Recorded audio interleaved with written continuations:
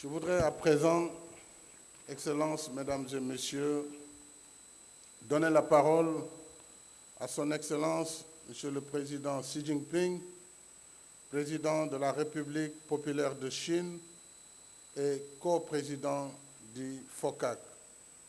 Monsieur le Président, vous avez la parole.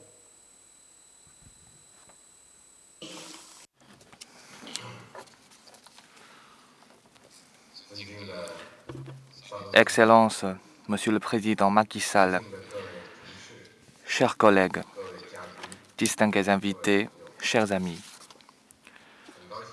c'est un grand plaisir pour moi de participer à la cérémonie d'ouverture de la 8e conférence ministérielle du Forum sur la coopération sino-africaine, FOCAC.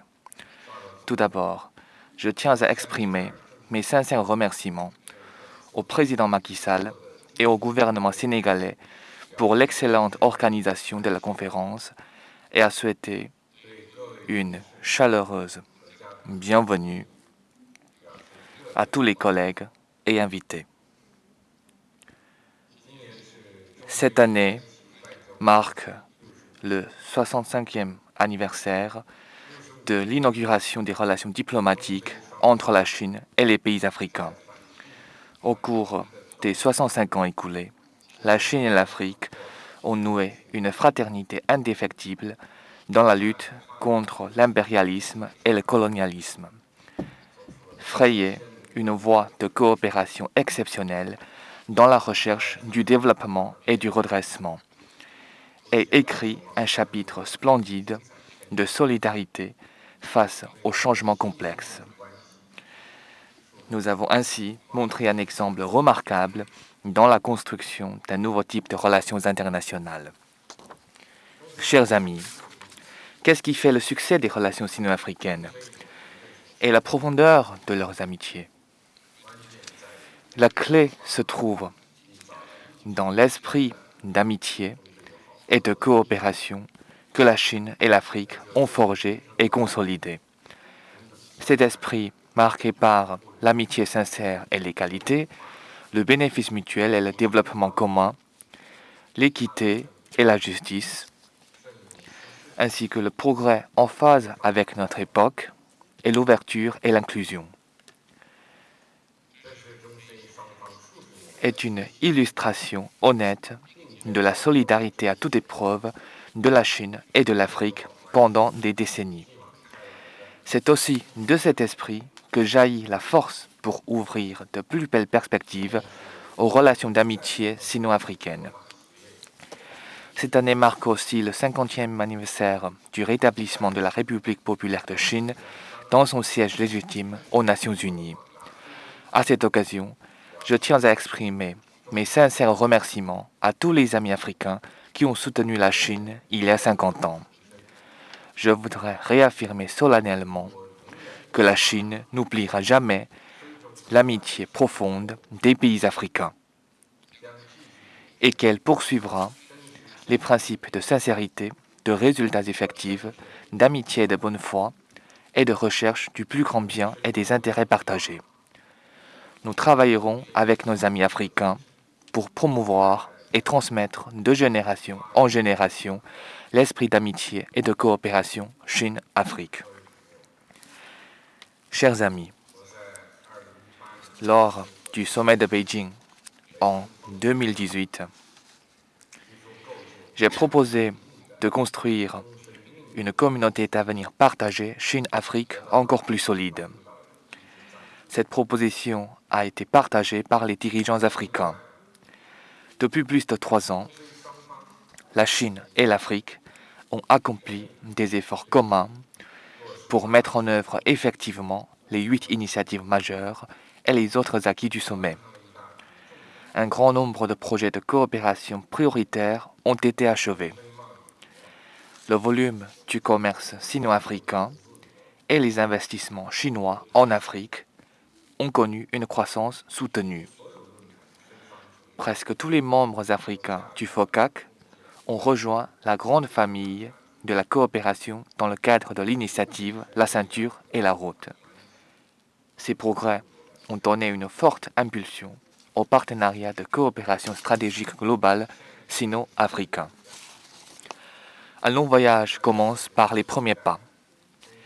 Sur ce point de départ historique, dans la construction d'une communauté d'avenir partagée Chine-Afrique dans la nouvelle ère, j'aimerais avancer les 4 propositions suivantes.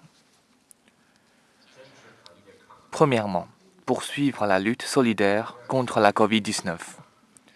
Nous devons toujours accorder la priorité absolue à nos peuples et à leur vie, faire valoir l'esprit scientifique, soutenir la levée des droits de propriété intellectuelle sur les vaccins et assurer effectivement l'accessibilité et l'abordabilité des vaccins en Afrique pour combler le fossé vaccinal.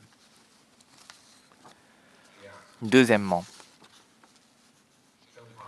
approfondir la coopération pragmatique. Nous devons ouvrir de nouvelles perspectives à la coopération sino-africaine, accroître les échanges commerciaux et les investissements, partager des expériences de réduction de la pauvreté, renforcer la coopération sur l'économie numérique et promouvoir l'entrepreneuriat des jeunes Africains et le développement des PME. L'initiative pour le développement mondial que j'ai avancée lors de la 76e session de l'Assemblée générale des Nations unies converge avec l'agenda 2063 de l'Union africaine et le programme pour le développement durable à l'horizon 2030 des Nations unies. Nous espérons que les pays africains pourront soutenir cette initiative et y participer activement. Troisièmement, promouvoir le développement vert. Face au changement climatique, défi majeur de toute l'humanité, nous devons promouvoir le développement vert et bas carbone, développer activement les énergies solaires et éoliennes et d'autres énergies renouvelables, travailler à une application effective de l'accord de Paris sur le climat et renforcer sans cesse les capacités de développement durable. Quatrièmement, défendre l'équité et la justice. Le monde a besoin du véritable multilatéralisme. La paix, le développement, l'équité, la justice, la démocratie et la liberté sont les valeurs communes de l'humanité et les aspirations communes que poursuivent inlassablement la Chine et l'Afrique. Nous sommes tous d'avis qu'il faut suivre la voie de développement adaptée aux réalités nationales. Nous œuvrons tous à la préservation des droits et intérêts des pays en développement. Nous nous opposons tous à l'ingérence dans les affaires intérieures d'autrui, à la discrimination raciale et aux sanctions unilatérales.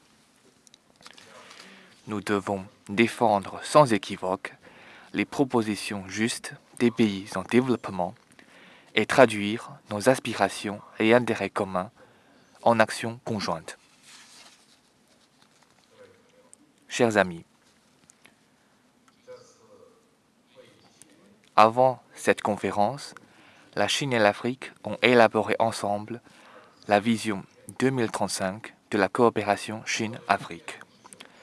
Dans le cadre de son premier plan triennal, la Chine travaillera en étroite coopération avec les pays africains pour mettre en œuvre les 9 programmes suivants. Premièrement, le programme pour la santé.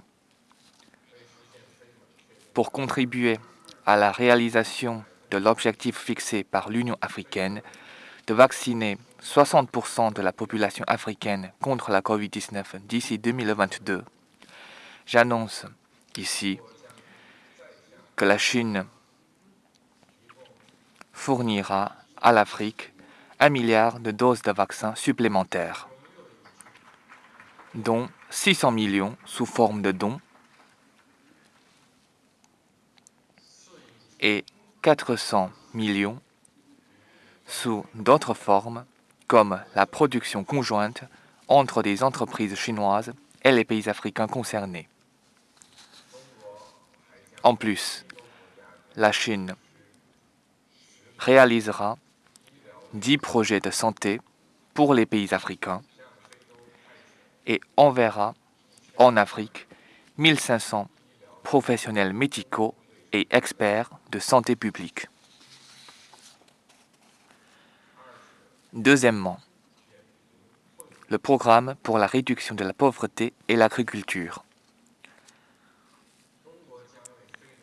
La Chine réalisera pour l'Afrique 10 projets de réduction de la pauvreté et d'agriculture. Enverra 500 agronomes en Afrique, mettra en place en Chine des centres conjoints sino-africains d'échange, de démonstration et de formation sur les technologies agricoles modernes. Encouragera les institutions et les entreprises chinoises à construire en Afrique des villages de démonstration pour la coopération sino-africaine en matière de développement agricole et de réduction de la pauvreté, et soutiendra le lancement de l'initiative 100 entreprises dans 1000 villages par l'Alliance des entreprises chinoises en Afrique pour les responsabilités sociétales. Troisièmement, le programme pour la promotion du commerce. La Chine ouvrira des corridors verts pour les exportations vers la Chine de produits agricoles africains, accélérera la procédure d'inspection et de quarantaine pour l'accès au marché chinois et élargira davantage les catégories de produits bénéficiant de l'exemption de droits de douane en faveur des pays les moins avancés ayant des relations diplomatiques avec elles, pour porter le volume total des importations chinoises en provenance de l'Afrique à 300 milliards de dollars américains dans les 3 ans à venir. La Chine accordera une ligne de financement du commerce extérieur de 10 milliards de dollars américains à l'Afrique pour soutenir ses exportations et mettra en place en Chine une zone pilote Chine-Afrique pour la coopération économique et commerciale approfondie et un parc industriel de coopération sino-africaine dans le cadre de l'initiative La Ceinture et la Route. La Chine réalisera pour l'Afrique 10 projets dans le domaine de l'interconnexion des infrastructures. Elle créera avec le secrétariat de la zone de libre-échange continentale africaine, ZLECAf, un groupe d'experts pour la coopération économique sino-africaine et continuera de soutenir le développement de la ZLECAf. Quatrièmement, le programme pour la promotion de l'investissement. Dans les 3 ans à venir, la Chine encouragera ses entreprises à investir au moins 10 milliards de dollars américains en Afrique et mettra en place une plateforme Chine-Afrique pour la promotion des investissements privés. Elle réalisera pour l'Afrique 10 projets d'industrialisation et de promotion de l'emploi, accordera aux institutions financières africaines une ligne de crédit de 10 milliards de dollars américains, soutiendra en priorité le développement des PME africains et établira un centre Chine-Afrique de services transfrontaliers en RMB. La Chine annulera les dettes non remboursées liées aux prêts intergouvernementaux sans intérêt arrivant à échéance fin 2021 des pays les moins avancés de l'Afrique. La Chine est prête à réallouer aux pays africains 10 milliards de dollars américains de sa nouvelle allocation de DTS émis par le FMI. Cinquièmement, le programme pour l'innovation numérique. La Chine réalisera pour l'Afrique 10 projets dans le domaine de l'économie numérique, mettra en place des centres de coopération sino-africains sur l'application de la télédétection par satellite et soutiendra le développement de laboratoires conjoints, d'instituts de recherche en partenariat et de bases de coopération en matière d'innovation scientifique et technologique.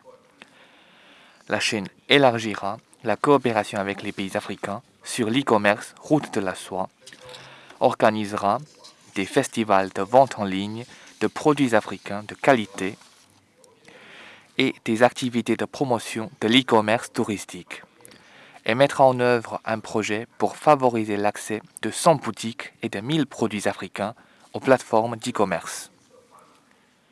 Sixièmement, le programme pour le développement vert.